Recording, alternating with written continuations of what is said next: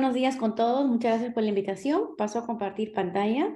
Bueno, el día de hoy vamos a tocar un tema que es bastante amplio y lo importante aquí va a ser tener conceptos claros, básicos que nos sirvan en el día a día, en la consulta, ya seamos médicos, enfermeros, dentistas, obstetrices, que estemos relacionados al entorno de salud y que podamos dirigir o al menos tener un conocimiento sobre los síntomas, las reacciones que podrían tener nuestros pacientes o no ante la toma de algún tipo de fármaco.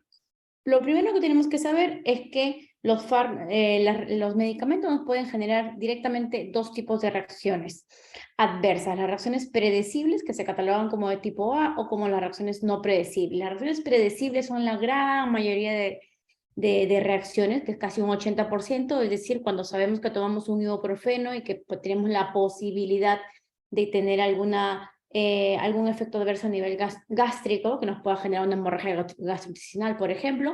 Bueno, eso es un tipo de reacción predecible.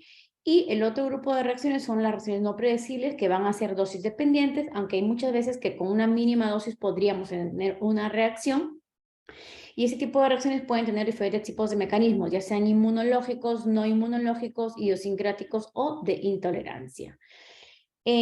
Bueno, aquí en esta gráfica vamos a repetir lo que acabamos de mencionar, ya graficado, ¿no? Los tipos de reacciones A, que pueden ser con las previsibles que pueden dar por toxicidad, un efecto colateral conocido del fármaco, efecto secundario conocido del fármaco, que nos lo suelen describir en los insertos de los medicamentos, interacciones también están incluidas aquí, y las tipo B, como hemos mencionado, las no predecibles, que las podemos denominar como reacciones de hipersensibilidad a fármacos, las cuales vamos a poder dividirlas como gráficamente para nosotros como reacciones alérgicas y reacciones no alérgicas. De las reacciones alérgicas, sobre todo, subyace algún mecanismo inmunológico, ya sea por presencia de inmunoglobulinas, ya sea inmunoglobulina E, la más común, G, M, o como respuestas por vía celular, respuestas por células T, CD4, TC8, CD8 citotóxicas, que ya las mencionaremos más adelante, que también las clasificamos como inmediatas o tardías, ya las vamos a mencionar, y las reacciones también no inmunológicas, que son conocidas como no alérgicas, o también las podemos denominar como pseudoalérgicas. Volviendo a hacer hincapié en el tema, las reacciones alérgicas sobre todo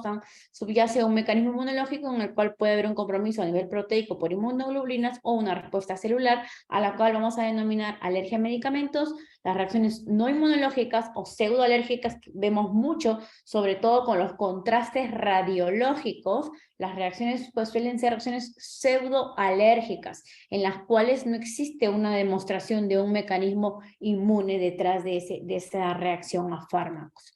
Y la idiosincrática, ponemos un ejemplo muy gráfico en los pacientes que tienen anemia hemolítica, hay por parte de una deficiencia enzimática, pacientes que no cuentan con la enzima glucosa 6-fosfato, pues tienden a desarrollar anemias hemolíticas con ciertos medicamentos. Es un tipo de reacción idiosincrática, ¿no? Que no está incluida ni como alérgica ni como una reacción no inmunológica. Gráficamente, para que podamos entender un poco de lo que estamos hablando de reacciones adversas inmunológicas o reacciones no inmunológicas, les presento esta tabla en la cual vamos a mencionar y comparar de qué manera podemos decir si estamos ante una reacción inmunológica o una reacción no inmunológica, conocida como pseudoalergia.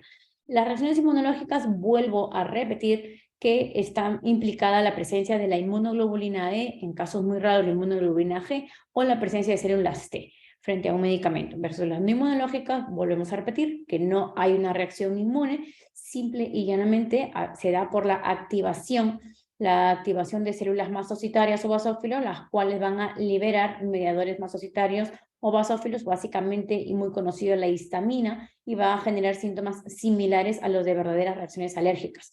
Aunque también hay se liberan otro tipo de mediadores muchas veces como complemento que ya podremos ver más adelante. Las reacciones inmunológicas o alergias a medicamentos suelen darse tras una segunda exposición, mientras que las reacciones no inmunológicas o pseudoalérgicas se pueden dar en el primer contacto. Por ejemplo, tenemos pacientes que reciben contraste radiológico iónico o no iónico y tienen las reacciones. Son reacciones pseudoalérgicas. Las reacciones a medicamentos también pueden llegar a serlas, sobre todo las que tienen respuesta celular, muy peligrosas, severas, tienen un alto índice de letalidad en algunos casos, son altamente específicas a fármacos muy específicos, valga la redundancia, y las reacciones alérgicas va a depender mucho de la estructura, ¿no? Lo podemos ver con los ejemplos de las reacciones a penicilinas con cefalosporinas, ¿no? También va a haber presencia de reacciones cruzadas a compuestos estructuralmente relacionados, sin hincapié nuevamente a penicilinas y cefalosporinas, cosa que no sucede con las reacciones adversas no inmunológicas. Son reacciones cruzadas que se puedan dar debido a las funciones del fármaco, no a la estructura.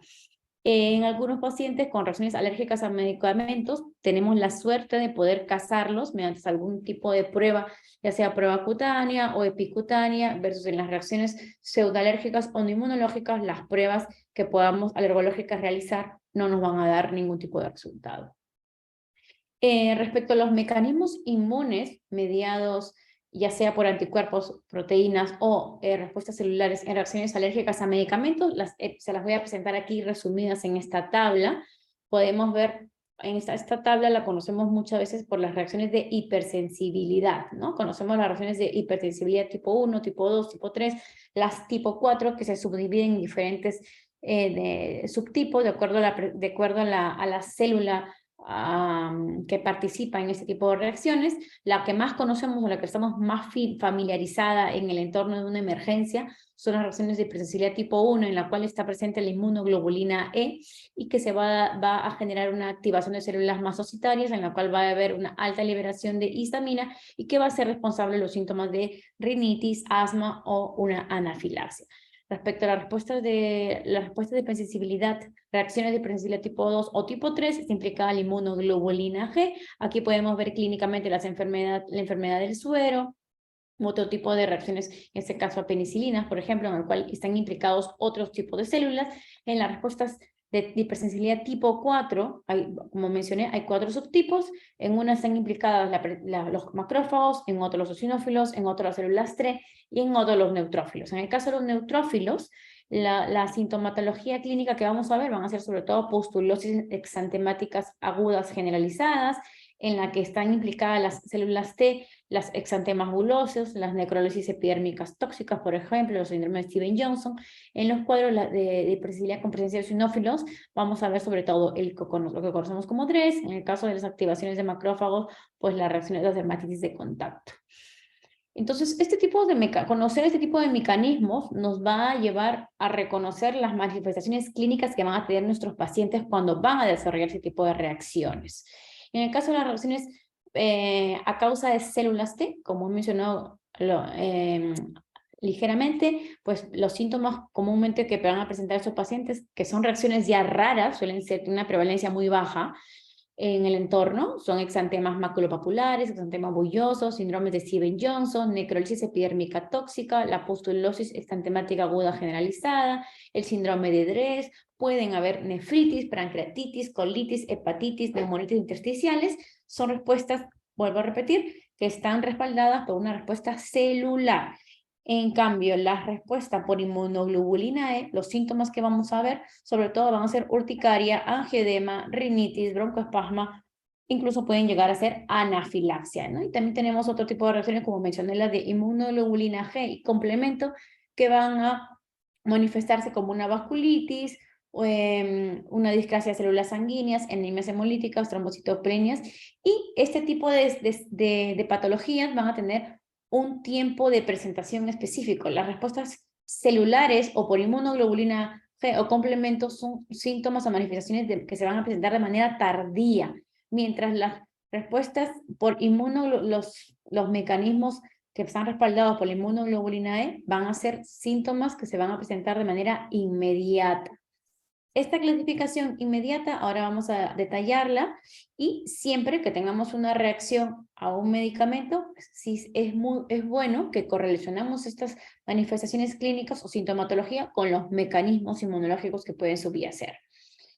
Entonces, respecto a las clasificaciones inmediatas, ¿qué llamamos reacciones inmediatas?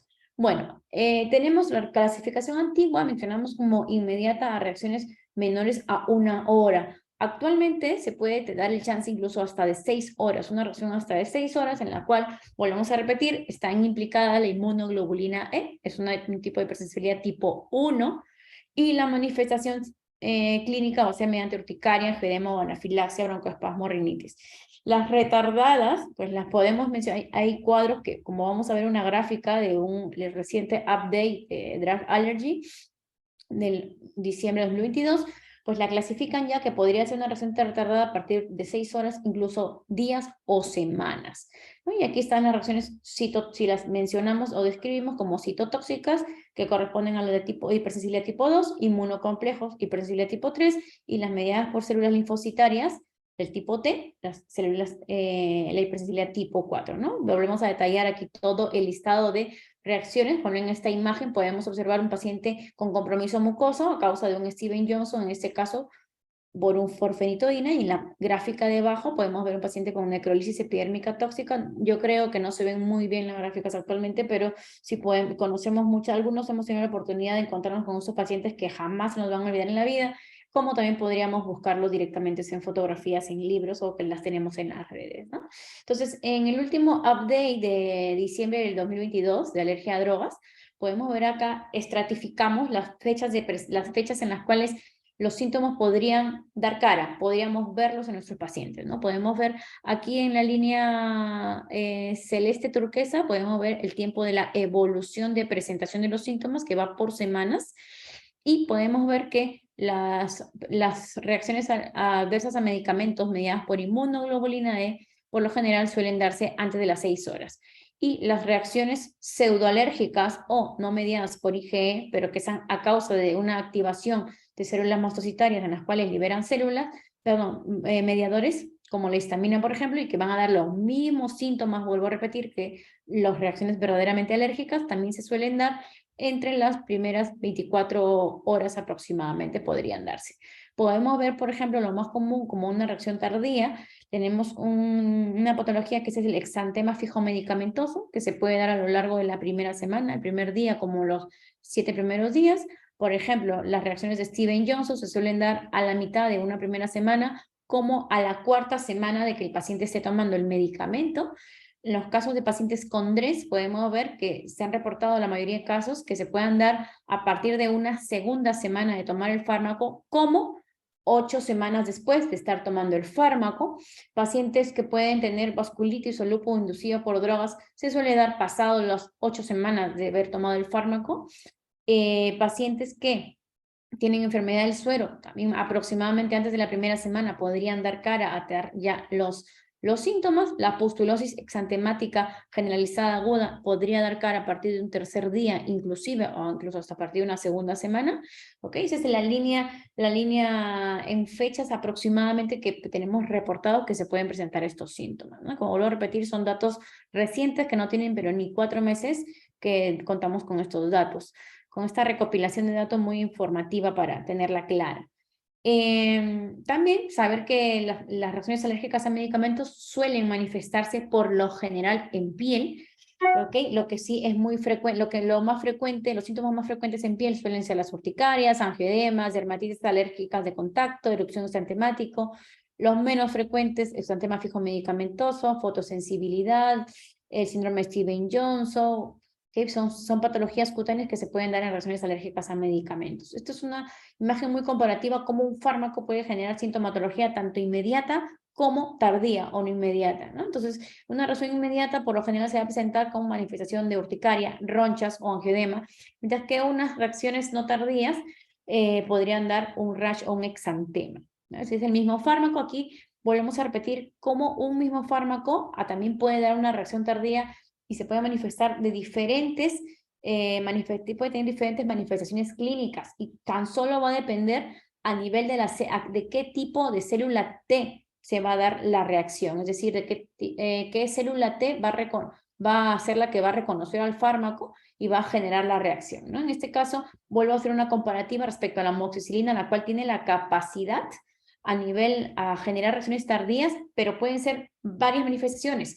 En algunos pacientes va a poder generar un exantema bulloso, en el cual la respuesta va a ser más por citotoxicidad por células linfocitos TCD8. Puede generar también una amoxicilina, un exantema maculopapular, En este caso, la participación sobre todo va a ser por linfocitos T CD4, ¿no? Y va a generar otro tipo de interleuquinas, y también la misma amoxicilina en otro grupo, otro paciente, podría generar una pustulosis exantematosa generalizada aguda, en la cual va a haber presencia tanto de células TCD4 como TCD8. ¿Okay? O sea, aquí lo que quiero que grafiquen es que un fármaco no solamente va a generar una reacción inmediata, también me puede generar una reacción tardía, y dentro de una reacción tardía puede tener diferentes sintomatologías. Y va a depender a qué nivel de la célula, a qué tipo de célula se va a ejercer aquí la reacción alérgica. Estas son gráficas en las cuales, sobre todo, mostrar las reacciones alérgicas en piel que pueden generar un fármaco, el tema multiforme a la izquierda, como el exantema fijo medicamentoso, en el cual cada vez que el paciente tome la droga o fármaco implicada, la lesión como la que podamos ver, va a ser similar y va a ser siempre en el mismo sitio. Sobre todo vemos mucho, el exantema fijo medicamentoso se ve sobre todo, se ha visto mucho con sulfamidas, ¿no? Con el famoso Bactrim o famoso nombre, su nombre genérico sulfametosazol, ¿no? Sulfametosazol, se ve mucho también con quinolonas, con ciprofloxacino, levofloxacino, sobre todo. Y ante una reacción adversa a fármacos, también va a ser implicado mucho la droga en sí, qué droga es, ¿no? Si es más o menos alergénica, la vía de administración del fármaco. Sabemos que la vía tópica, es decir, en cremas, ungüentos, es la vía más sensibilizante que tenemos en comparación a la oral o parenteral. La dosis en la que damos el fármaco, existen pacientes que pueden tener alergia al paracetamol al tomar 1 gramo, pero si toman 500 miligramos no les pasa nada. Tenemos pacientes que pueden tomar paracetamol 2 días y no les sucede nada, pero si toman 4 o 5 tienen la reacción. Entonces hay muchos factores relacionados a drogas. La frecuencia de la dosis también puede, que si el paciente toma cada 8 horas, a cada 12 horas también está implicado. También es importante respecto al tema de factores de riesgo respecto a drogas, la reactividad cruzada entre los fármacos. En el caso de, por ejemplo, de los pacientes alérgicos a penicilinas, hay un 10% de pacientes que tienen una reactividad cruzada de alergia a cefalosporinas, y es casi escasa o nula actualmente lo que conocemos con carbapenemes o monobactames. Ya actualmente las últimas guías dicen que si el paciente es alérgico a penicilina, pueda permitírsele, sin hacer ningún estudio previo, que pueda beneficiarse de recibir un carbapenem o un monobactam sin pruebas previas.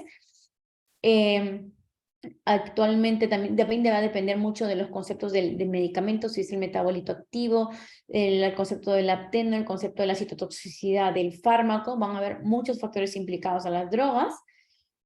También conocer quiénes son los fármacos que tienen un potencial alergénico.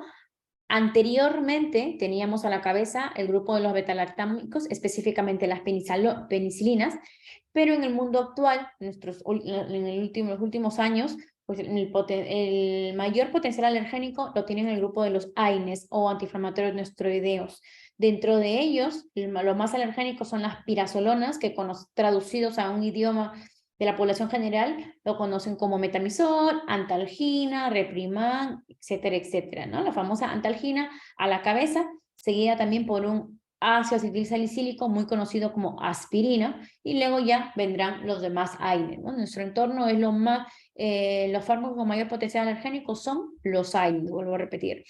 También los agentes bloqueantes neuromusculares también tienen un alto potencial alergénico. Los medios de contrastes radiológicos, sobre todo, aquí el término correcto sería que los medios de contraste tienen la capacidad de generar reacciones pseudoalérgicas, como he mencionado, pero sí tienen una alta capacidad de generar una reacción de anafilaxia, sobre todo por la osmolaridad de este tipo de fármacos. ¿Ok? Y sobre todo se van a dar liberaciones de citoquinas, se pueden dar, como lo hemos visto con el COVID, que ha estado de moda la tormenta de citoquinas. También hay reacciones adversas que se dan por liberación o presencia de citoquinas en sangre, ya sea por un cambio de osmolaridad. Y también conocemos que el potencial alergénico para reacciones tardías están a la cabeza los antiepilépticos, la carbamazepina, la motrigina, fenobarbital, suelen generar mucho, están relacionados mucho al DRES, el alopurinol, sobre todo las pustulosis exantemáticas, las sulfonamidas, mucho a exantemas fijos medicamentosos, los antivirales, algunas quinolonas también exantemas fijos medicamentosos, la aminociclina suele también generar mucha pustulosis exantemática aguda generalizada. ¿no? Vuelvo aquí, ponemos gráficamente, este es un estudio que se hizo en España, el estudio alergológico, son estudios de datos epidemiológicos recogidos en diferentes consultas de alergología, que se publicó en el año 2015, en lo más reciente que tenemos, hace 7 años, en el que podemos ver que la prevalencia, que en el año, una tabla comparativa en la cual en esta línea se hizo el mismo estudio en el año 92, aquí en el año 2005 y en esta línea en el año 2015.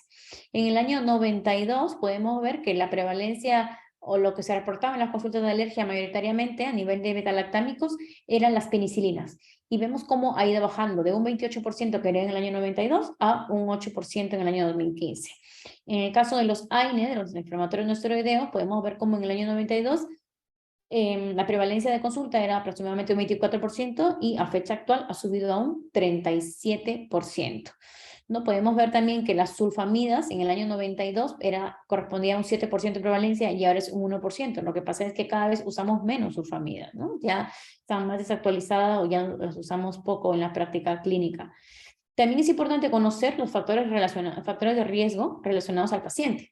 Se ha visto que, por ejemplo, el sexo femenino, en mujeres, existe más posibilidad de tener reacción, por ejemplo, tener un lupus inducido por hidralazina u otros fármacos. Los factores genéticos y sobre todo en las reacciones, las denominadas SCAR, las reacciones SCAR son reacciones severas en piel que comprometen la vida. Algunos tienen una letalidad hasta de un 30% de letalidad. En estas están comprendidas el síndrome de Stevens-Johnson, la necrosis epidérmica tóxica, el DRESS. Pues se ha llegado a estudiar que existen factores genéticos como razas, es decir, tiene un riesgo genético que va a predisponer a que el paciente tenga mayor probabilidad de desarrollar un DRESS. Es decir, por ejemplo, en una población china, unos chinos denominados una población Han, se vio que los pacientes que tenían el alelo HLA-B5801, pues tenían más prevalencia de desarrollar DRESS por alopurinol. En el caso de abacavir, se vio que un alelo estaba prevalecía más en raza caucásica y no en hispanos ni en africanos para desarrollar DRESS.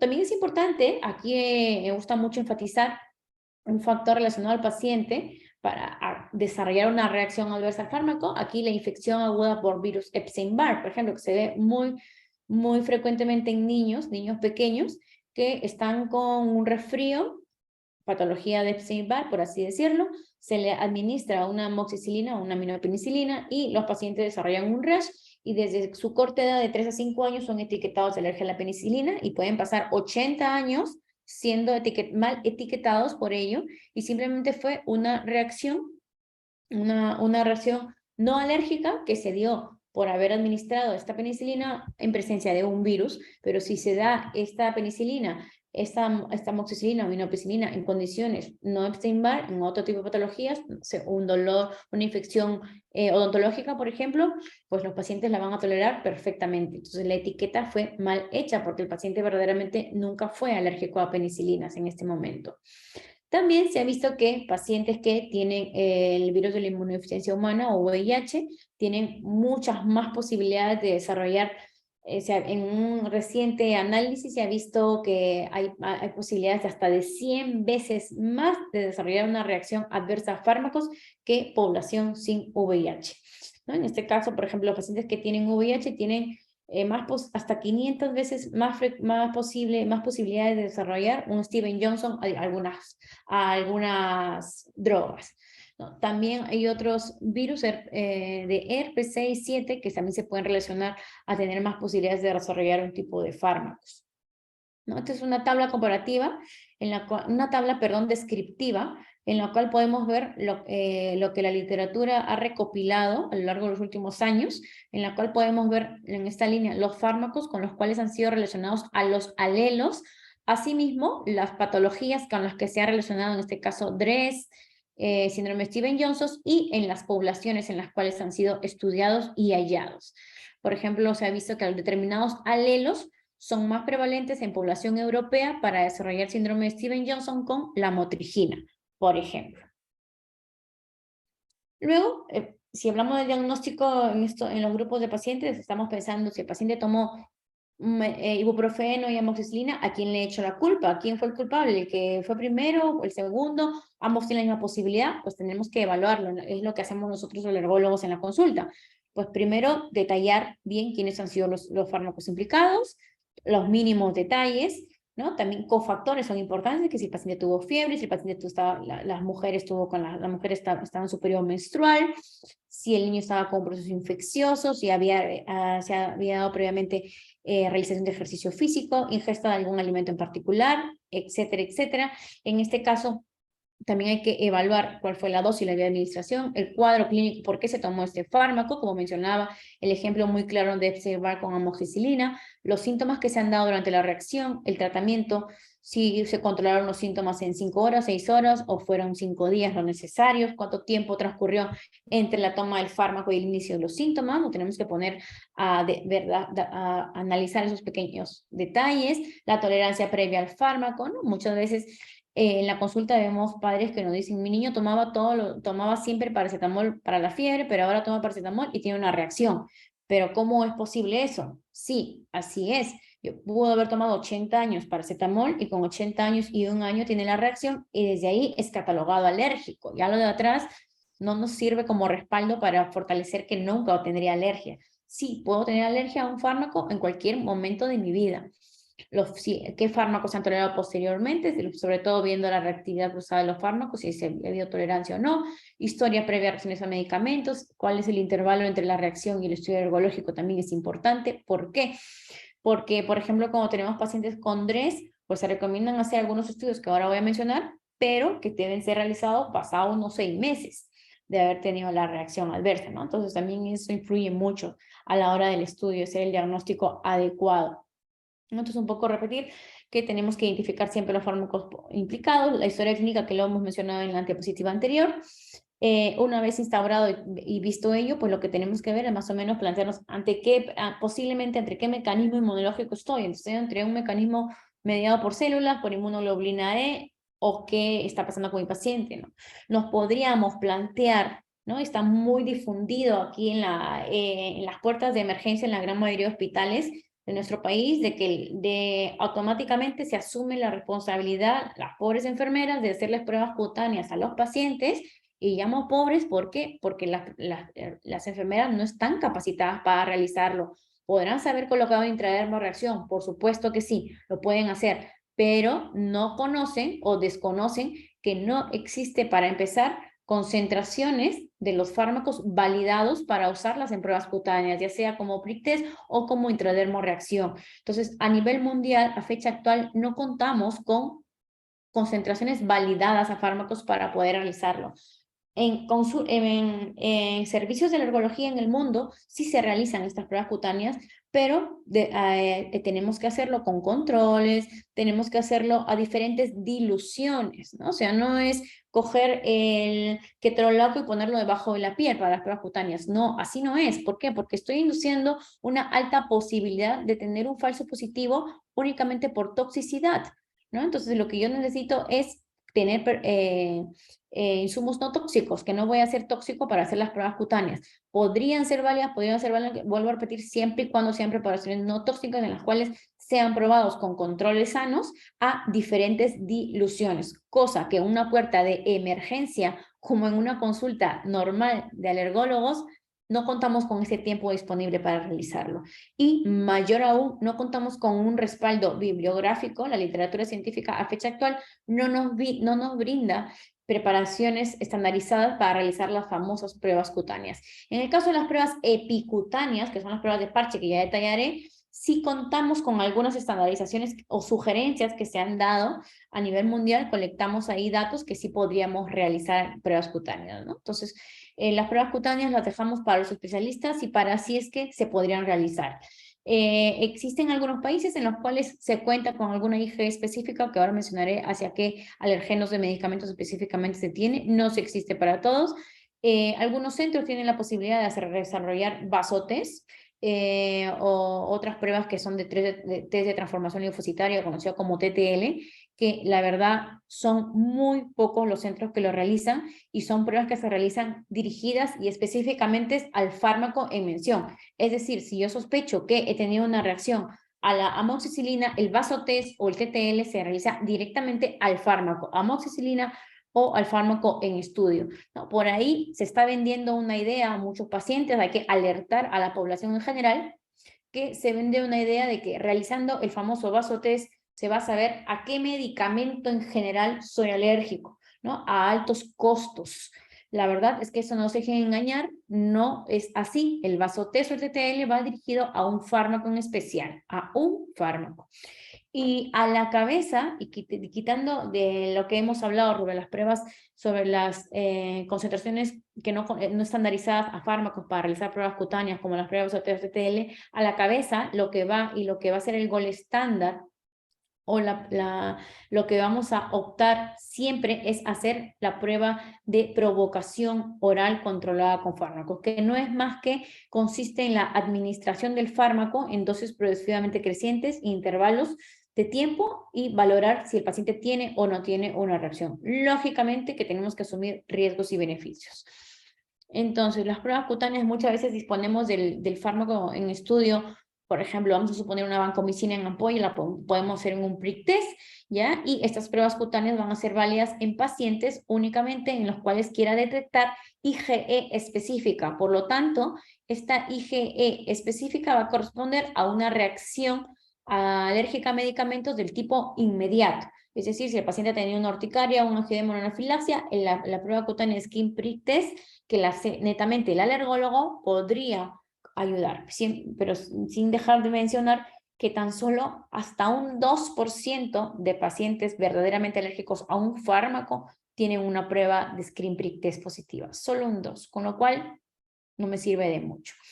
Las pruebas que, como mencionaba, que están muy familiarizadas el rubro de la enfermería a realizar, que yo cada vez que tengo la oportunidad de hablar del tema, les desaconsejo al 100% a realizar por parte de enfermería, que realicen este tipo de técnicas. Por más que el médico les vaya a decir, háganlo, sinceramente no se los recomiendo que lo digan. ¿Por qué? Porque no hay ningún respaldo que lo puedan hacer en ese momento en un cuarto de emergencia, ya que puede brindarnos muchos falsos positivos por el hecho de usar concentraciones tóxicas y no reales y que no me sirvan para poder detectar esa supuesta posible alergia, ¿no? Muchas veces vemos en consulta que me dijeron que soy alérgica a la amoxicilina, pero ¿por qué es alérgica a la amoxicilina o penicilina? No, porque antes de dármela, la enfermera me hizo una prueba cutánea en el brazo y salió positiva.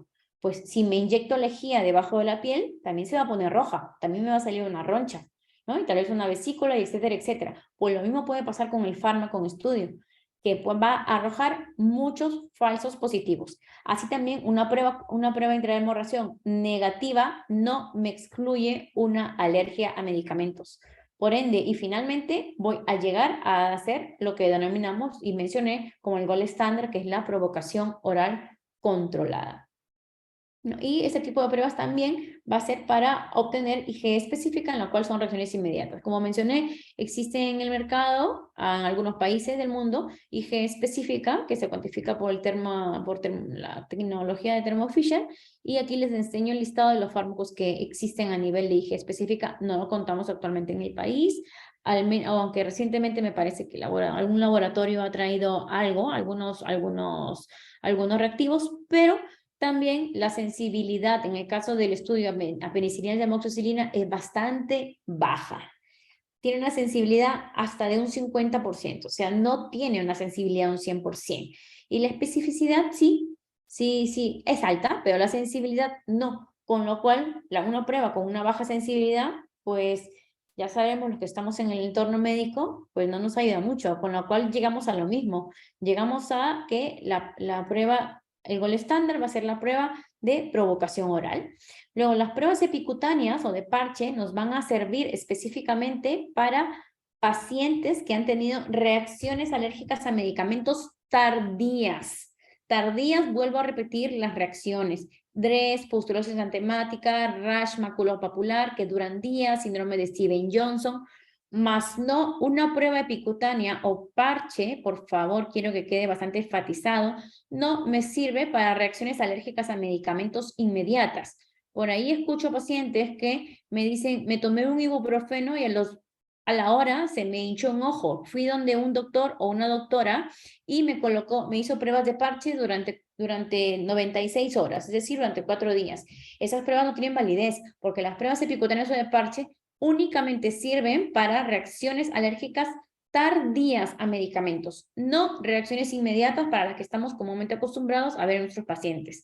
¿Ok? Y sin embargo, estas pruebas epicutáneas para reacciones tardías únicamente me logran cazar a un 64% de fármacos implicados en DRES, un 58% en pustulosis enzimáticas y hasta un 24% en pacientes con Steven Johnson. Es decir, incluso podríamos tener pruebas epicutáneas negativas. ¿Ya? Esas son las respuestas que podemos observar en pruebas epicutáneas, en este caso en un paciente que tuvo una pustulosis enzimática aguda. ¿Ya? Estos son otros pacientes que se les testó pruebas epicutáneas con penicilina, pruebas de parche. Es un paciente en el cual se le aplicó colirios oftálmicos, generan muchas reacciones alérgicas, en este caso la fenilifrina. ¿Ya? Bueno, vuelvo a repetir, pacientes, ¿en qué pacientes van a seguir las pruebas de parche? Pacientes que tengan dermatitis de contacto, exantema fijo medicamentoso, reacciones fotoalérgicas, vasculitis, Steven Johnson, pustulosis enzimáticas, ¿ok? Más no, las pruebas de parche no sirven en pacientes que han tenido anafilaxia, broncoespasmo, conjuntivitis, rinitis, urticaria o edema. En ellas podrían tal vez beneficiarse en pruebas cutáneas siempre y cuando se usen las concentraciones adecuadas y que estén estandarizadas, ¿no? Y como mencioné, la provocación oral no es más que dar el medicamento en dosis progresivamente crecientes, en intervalos de 20 a 30 minutos aproximadamente, según los protocolos que existen, muchísimos, y valorar la tolerancia y tener al paciente en observación, mínimo un par de horas. Lógicamente tiene riesgos y beneficios, en los cuales podríamos reproducir los síntomas que tenía en el pasado, y beneficios saber si puede ser el medicamento que pueda tomar o podríamos estar una alternativa. Está contraindicado realizar, aquí hay el listado actual de la contraindicación para hacer una provocación a drogas.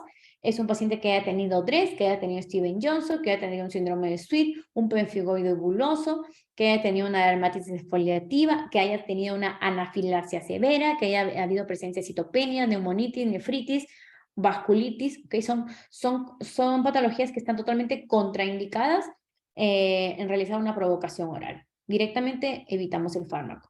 Rápidamente yo quisiera mencionar algo que, como mencioné, lo más prevalente en nuestro entorno es la hipersensibilidad a AINES y que va a tener diferentes presentaciones. Hay presentaciones clínicas que se denomina enfermedad respiratoria exacerbada por AINE, enfermedad cutánea exacerbada por AINE, urticaria angidema inducida por AINE, anafilaxia o urticaria inducida específicamente por un AINE, y en este caso, la patología exacerbada respiratoria por AINE, pues hay una enfermedad subyacente que pueden ser rinosinusitis, pólipos, asma. Los pacientes que tienen enfermedad cutánea exacerbada por AINE, sobre todo subyacente, tienen una urticaria crónica, y lo más común y lo que más me interesa es que conozcan, es lo más frecuente en nuestro entorno, es la urticaria angidema inducida por AINES en general, que se manifiesta sobre todo en su entorno, angidema palpebral. Suele ser aguda, se presenta en los primeros minutos u horas, no tiene una enfermedad subyacente crónica. El mecanismo actualmente implicado es desconocido, se cree y se sospecha que sea una inhibición por COX-1, en la cual se ha visto que está asociado en pacientes que tienen, pacientes con rinitis alérgica a ácaros de polvo, que viven en zonas que tienen alta concentración de ácaro de polvo, como lo es toda la costa pacífica peruana, como por ejemplo la parte Asia-Pacífico. Esto es lo que más nos prevalece en nuestro entorno, ¿no? El angedema palpebral y ronchas tras tomar un ibuprofeno, un desquetoprofeno, un ketorolaco, lo más común. Entonces, conocer un poco la clasificación de los AINES, porque muchas veces los pacientes nos llegan a la consulta diciendo, el doctor me ha dicho que quiero saber a qué AINES soy alérgico. Aquí lo que quiero enfatizar es que aquel paciente que haya tenido reacciones adversas a dos fármacos a dos AINES de dos familias diferentes, dos familias diferentes de este grupo de AINES, vamos a suponer, en este caso tuvo una reacción a aspirina o ácido salicílico y tuvo una reacción a metamizol, quiere decir que va a tener reacción absolutamente a todos los AINES, existiendo una alta posibilidad, que lo hemos valorado en el servicio de reumatología en el Hospital Cayetano Heredia, que pueda tolerar hasta un 95% de veces el grupo de AINES de la familia Coxib, Celecoxib, Heterocoxib, Parecoxib, Vadecoxib. Asimismo, existe una alta posibilidad de un 95% que pueda haber tolerancia a paracetamol. No olvidemos que el paracetamol el paracetamol está dentro de la clasificación de un AINE, también es un AINE, pero tenemos la suerte que tanto el paracetamol como los inhibidores selectivos de la COX-2 que hemos mencionado, celecoxib, etrocoxib, tienen una alta posibilidad de un 95 de que sí puedan ser tolerados en las pacientes que tienen hipersensibilidad a AINES. Este es un algoritmo diagnóstico en el cual, como he mencionado, paciente que haya tenido reacción con más de 2 AINES, directamente es alérgico a todos los AINES y hay que valorar la tolerancia a heterocoxib. Y el paciente que haya tenido una reacción únicamente a un solo AINE, el paso siguiente es hacer una provocación oral con aspirina a dosis antiinflamatorio y valorar si existe la reacción con la aspirina, quiere decir que va a ser alérgico a todos los AINES, y si no reacciona a la aspirina, quiere decir que va a ser únicamente alérgico a ese grupo de AINES, ¿no? Entonces, este es otro algoritmo diagnóstico de reacción retardada que va similarmente por esa línea. En el último consenso, en la última actualización de alergia a drogas, se ha valorado y se ha dado una recomendación muy fuerte de que nos encarguemos de desetiquetar a los pacientes que tienen alergia a penicilinas. Eso es lo que tenemos que empezar a tener, ya que esos pacientes que tienen alergias a penicilinas falsas, que como podemos ver en el CIE-10, Historia Personal de Alergia a Penicilinas, pues van a tener que hacer uso de medicamentos de amplia cobertura, más costosos, de estancias prolongadas en hospitalarias, ¿ok? Y cuando corroboramos que esta alergia a penicilina es inexistente, pues el paciente se va a beneficiar del uso de este antibiótico. Así también, esta última recomendación nos dice que pacientes que tienen alergia a AINES, hipersensibilidad a AINES, antiinflamatorios esteroideos, valoremos administrar medicamentos AINES de los COX-2, ¿no? Como hemos mencionado. Pacientes que han tenido reacción a un AINES, hacer la provocación con aspirina, vuelvo a repetir, y que si la toleran, solo es alergia a ese AINE, y si no la toleran, quiere decir que son alérgicos o tienen hipersensibilidad a todos los grupos de AINES. Muchas gracias por la atención, espero haber podido ampliar un poco el conocimiento, sé que esta charla da para más, pero he optado por enfatizar y dar conceptos básicos que nos sirvan en el día a día, en los cuartos de emergencias o en la consulta o en nuestras vidas personales. Muchas gracias por la atención.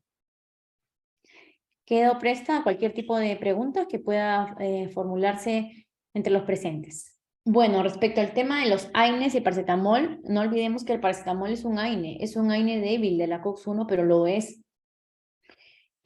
Muchas veces creemos que no, que el paracetamol es alérgico al ibuprofeno, al diclofenaco, al ketorolaco, pero vamos a darle paracetamol. Ojo, que hay un 5%, existen esos pacientes, hay un 5% de pacientes que van a incluir en el listado, como también a desarrollar reacciones adversas al paracetamol y va a tener una reacción similar al ibuprofeno. ¿Qué es lo que pasa con el paracetamol? El paracetamol tiene una particularidad dosis dependiente, en la cual existen algunos pacientes, como mencioné inicialmente, que van a poder tolerar 500 miligramos, pero que cuando toman 1 gramo van a tener la reacción. Entonces, eso es sí se ve en esos pacientes. Como también, por si acaso, existen pacientes que son monoalérgicos al paracetamol. Solo tienen alergia al paracetamol y pueden tomar un ibuprofeno, pueden tomar un metamizol o antalgina. Sí existen, es viceversa, ¿no? Pero no descartemos que el que sea alérgico a AINES puede sí o sí tomar paracetamol. No necesariamente. Hay un mínimo porcentaje de pacientes que también incluyen. Así también, a pesar que puedan tener alergia al paracetamol o reaccionar al paracetamol o al resto de los AINES, que existe la posibilidad de que puedan tolerar los AINES COX-2, celecoxib, etrocoxib. Si estamos en el día a día con los pacientes, desde luego no vemos alergólogos, no somos muchos alergólogos en el país, entonces yo recomiendo a los médicos que están en la práctica clínica que se animen al paciente a administrarle el etrocoxib si es necesario y que queden bajo su supervisión al menos un par de horas, ¿no? Eso sí podrían hacerlo. Respecto a tener alergia por vía parenteral y no por vía oral, sí, como mencioné, las vías de administración importan. La vía endovenosa, el fármaco, la concentración va a llegar mucho más rápida, ¿no? Va a llegar mucho más rápido, entonces la posibilidad de tener una reacción es mayor que por vía oral. Entonces, sí, también va a depender la dosis. Por ejemplo, en el caso de paracetamol, ahora que tenemos disponible en el país paracetamol de 1 gramo, está aumentando la prevalencia de alergia al paracetamol, porque se administra ese 1 gramo y para algunos pacientes la dosis es importante, pero si ese paciente se toma el 500 miligramos por vía oral, no le sucede y podría seguir tomando el paracetamol de 500 miligramos por vía oral. La reacción alérgica a un medicamento, dependiendo de se van a dar dependiendo de los síntomas y la instauración del síntoma, valga la redundancia. Una reacción alérgica al medicamento puede ser el mismo síntoma a una reacción alérgica a un alimento, a una reacción alérgica al contacto con el gato, a una reacción alérgica al exponerme al polvo. O sea, los síntomas van a ser los mismos, las reacciones alérgicas inmediatas van a ser siempre los mismos. Puede hacer que uno presente más o menos síntomas, pueden haber ronchas, puede haber angioedema, es decir, hinchazón, puede haber síntomas nasales, rinitis, síntomas conjuntivales, un broncoespasmo, una anafilaxia, que va a ser el compromiso de 2 órganos, tras tomar el medicamento, alimento, el alergeno que sea. Y las reacciones van a depender si son síntomas únicamente cutáneos, es decir, en el cual solamente está implicado ronchas o un angioedema palpebral. El tratamiento va a ser básicamente con antihistamínicos únicamente. De preferencia, se debería optar por vía oral, ¿no? Por vía oral, a menos que el paciente esté hospitalizado y que tenemos facilidad para la vía endovenosa, sí, pero tampoco tenemos que alocar o apresurar a encontrar la vía para administrar la clorfenamina. No, o sea, podría tratar a mi paciente únicamente dándole su cetiricina vía oral, pero si desde luego los síntomas pueden ser en cuestión de minutos, va sumando otro compromiso de órganos, es decir, no solamente es una roncha o una hinchazón, que no hay solamente compromiso cutáneo, sino también me dice ya hay disnea, hay sibilantes, hay tos, quiero decir que ya estoy enfrentándome ante una anafilaxia.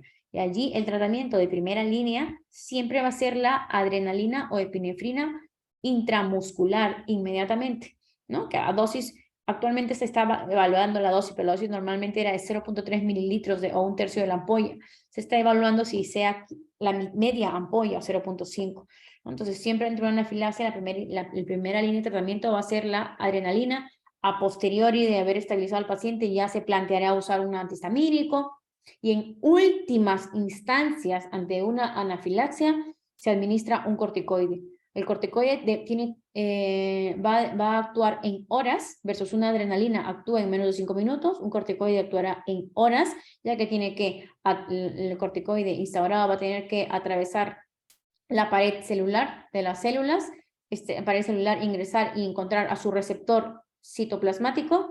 Luego, una vez unido a su receptor, va a enviar mensajes al núcleo para que se dé la producción de todo el equipo antiinflamatorio que va a condicionar un corticoide, con lo cual eso demora tiempo, no es en 5 minutos como lo es una epinefrina y me va a salvar la vida. Y desde luego, si hay un broncoplasma instaurado, antes de poner un corticoide, pues tendré que nebulizar a mi paciente o administrar un salbutamol por vía inhalada. Entonces, el tratamiento de una reacción alérgica o no alérgica, porque hemos quedado que los fármacos tienen la capacidad de generar por ambos, va a ser la misma. Si no, tenemos que actuar dependiendo del síntoma que tengo. Muchas gracias a ustedes por la invitación.